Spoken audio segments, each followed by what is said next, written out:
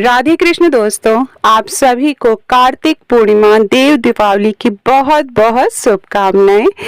आज गुरु नानक जयंती भी है, तो आप सभी को गुरु नानक जयंती की भी बहुत बहुत शुभकामनाएं।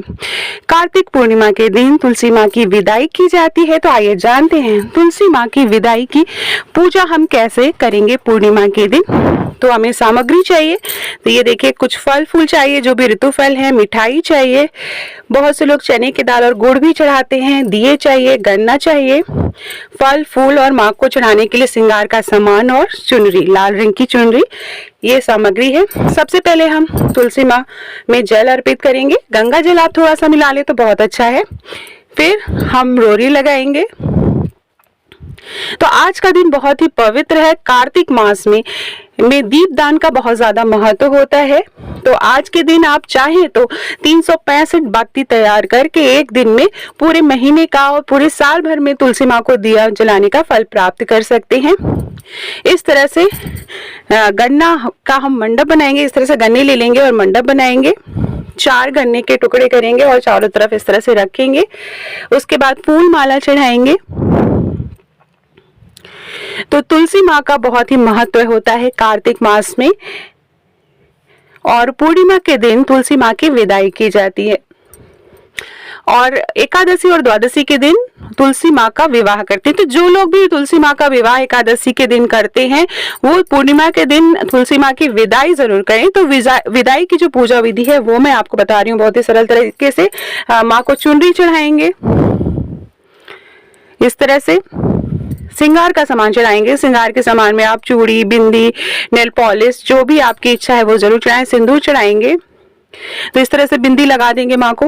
और जब भी आप सामान ये हटाएं तो आप प्रसाद के रूप में अपने पास भी चीजें रख लें। तो तुरंत से यहाँ पे जो भी सामान आपने चढ़ाया है वो नहीं हटाना है।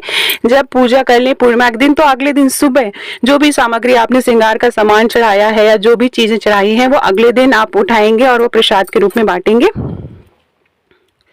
तो इस तरह से तुलसी माँ की हमें पूजा करनी है। फल फूल चढ़ाएंगे, श्रृंगार का सामान चढ़ाएंगे। तो कार्तिक जो है बहुत ही पवित्र महीना है, और इस साथ ही में कार्तिक पूर्णिमा के दिन बहुत से लोग सत्यनारायण भगवान की कथा भी सुनते हैं। तो कथा का सुनने का भी बहुत महत्व है। आज के दिन आप भगवान विष्णु और माँ लक्ष्मी की पूजा जरूर करें, पूजा अर्चना जरूर करें। इस तरह से दिया जलाएंगे। पूर्णिमा के दिन है तो आप 15 दिए अपने घर के आंगन में आप 15 दिए जरूर जलाएं। और दिवाली का त्योहार है, तो एक तरह से दिवाली छोटी दिवाली के नाम से भी प्रसिद्ध है। तो यहाँ पर सभी लोग अपने घर के बाहर दिया जलाते हैं। तो आज के दिन आप 15 दियों का दीपदान जरूर करें। जैसा कि मैंने बताया, आप 365 बत्ती का दिया भी जला के साल भर के दिए का पुण्य प्राप्त कर सकते हैं। सिंदूर चढ़ाएंगे माँ को, और फिर सिंदूर आप अपने भी लगाएंगे इस तरह से।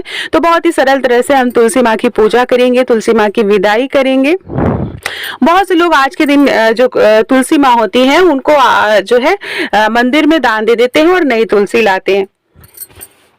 आरती करेंगे, तुलसी माँ की आरती करेंगे और तुलसी माँ की कथा पढ़ेंगे। तुलसी माँ की कथा या आप पूर्णिमा की कथा सुन सकते हैं। आज के दिन कथा सुनने के बाद हमें आरती करनी है। आरती करने के बाद घर के सभी सदस्यों को आप जरूर शामिल करिए घर की पूजा में। इस तरह से तुलसी माँ को आरती देंगे, फिर सभी लोग आरती लेंगे, क्षमा प्रार्थना करेंगे। तो इस तरह से हम तुलसी माँ की विदाई करेंगे।